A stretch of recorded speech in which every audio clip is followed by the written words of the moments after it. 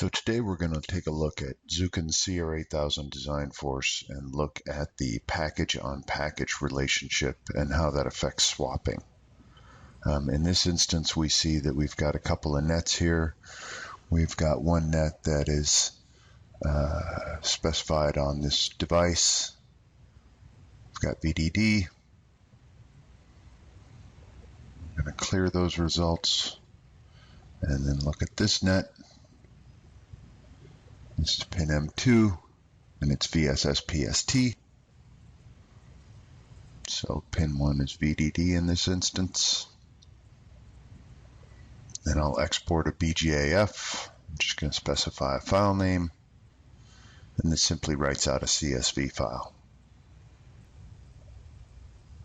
I'll just specify a package and set that to ball, and then go ahead and execute that, and it'll write out that file. Once that's complete, we'll go ahead and open another design here.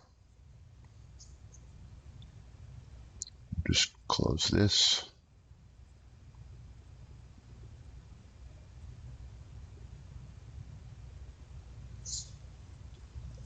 Now we're looking at the POP design, and we'll go ahead and interrogate these nets. And again, the position 2 is, we'll clear those results just so we get a completely clear picture of this. Position 2 is the PST again. And then as we look at position 1, should be VDD. Yep. So we'll clear those. And then we'll go ahead and export a BGAF of that as well.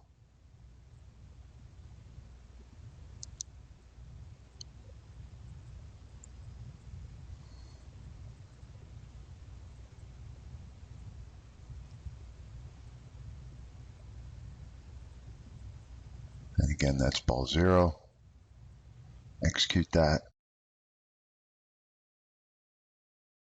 And then we can close that out.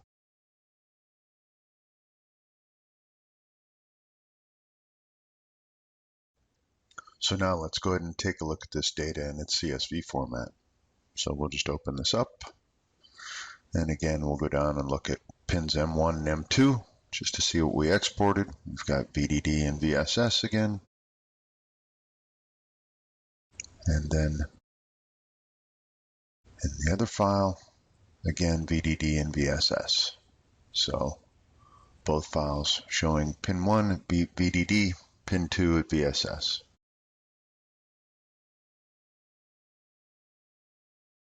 So let's go ahead and create a multi-board relationship here. So we'll go ahead and specify a location. We've got a board in this folder. We're going to go ahead and start it as our originating. We'll add another design. It's our POP. And we'll go ahead and have the tool open those designs. So both those designs are now open. And I can go here and edit the connection. And again, I want to tie ball 0 from the BGA to ball 0 of the POP, like so. And I'm going to create a hierarchical relationship with BGA being the master, and then I'll associate that by pin number. So here's both members of my hierarchy now, and I can save this.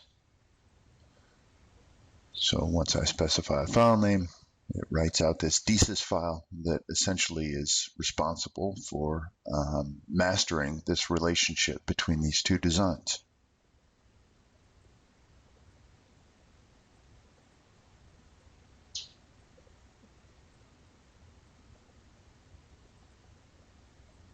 And now I can close that out.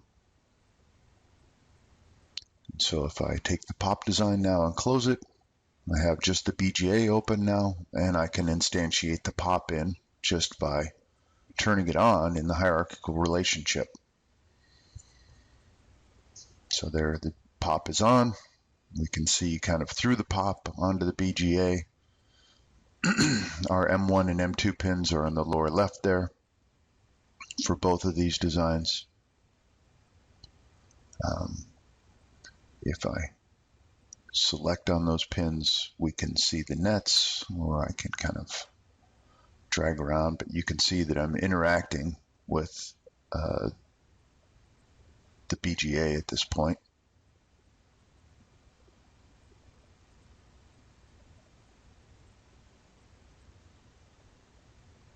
So if I turn on swap net and leave that relationship, that swap destination turned off, then I can perform swaps within this design natively. So it doesn't affect any of the upstream relationships. So I can swap that net back and forth, and turning on and off some layers here just to help with the visibility of it. So as long as that swap destination is set to off, it only swaps on the active design.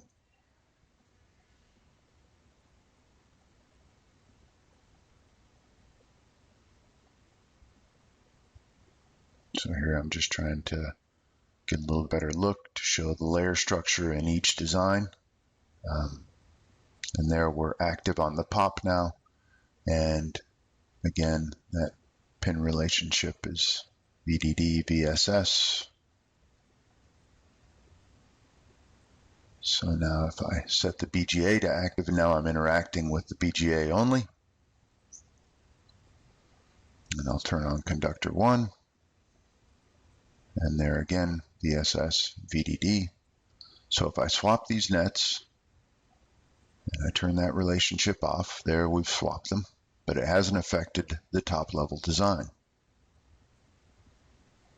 So it's just a simple process of swapping back and forth, but it's only happening locally. So I'll go ahead and undo that. And the net configurations match from design to design now.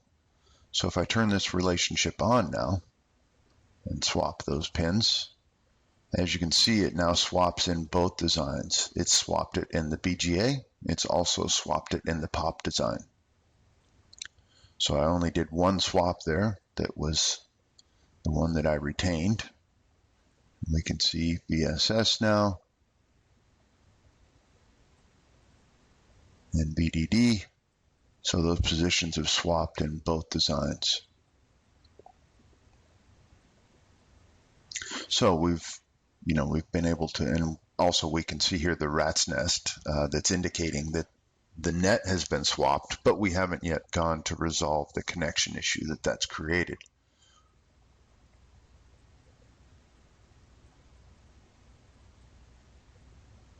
So I'll go ahead and save this design.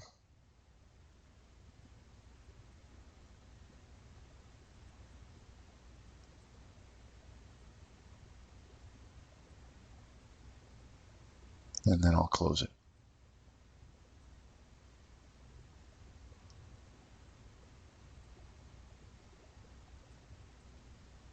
So now if we go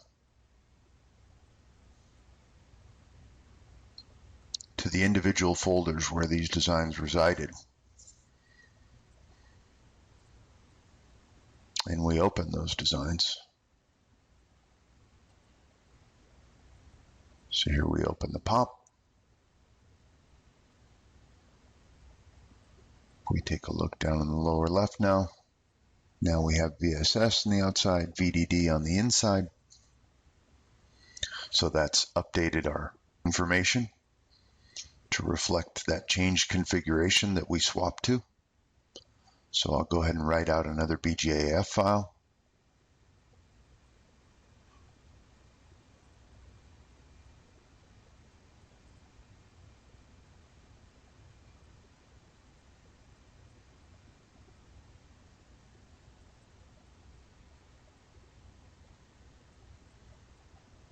There we have it.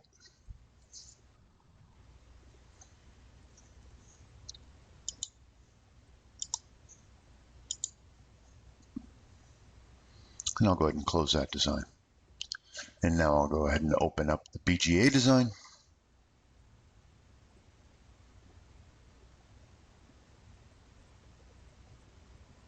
And then we're looking now at the BGA. And again, we see our newly swapped information. So just to verify that, I'll write out another BGAF file. And by the way, BGAF is kind of a handy format. It can be used for not only exporting information, but importing information into the design tool. So, it's a methodology that can be followed for forward annotation as well.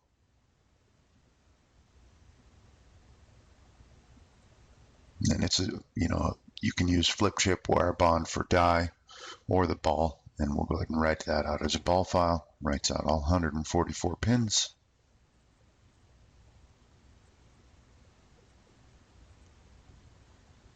And so now if I take a quick look here, I've got my new CSV, my old CSV that was the original state.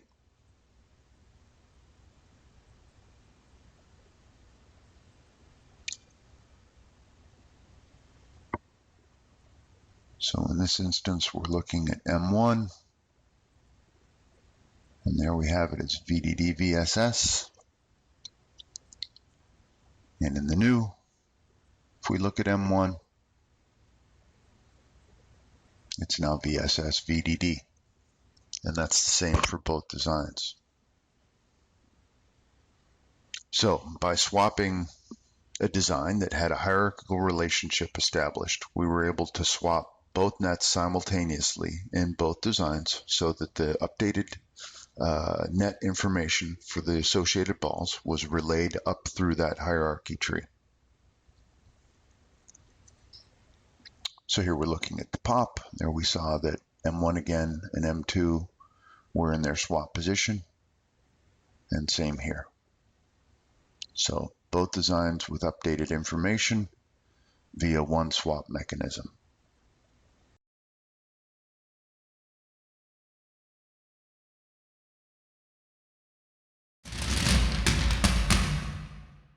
Thanks for your time. I appreciate you sitting in with us today.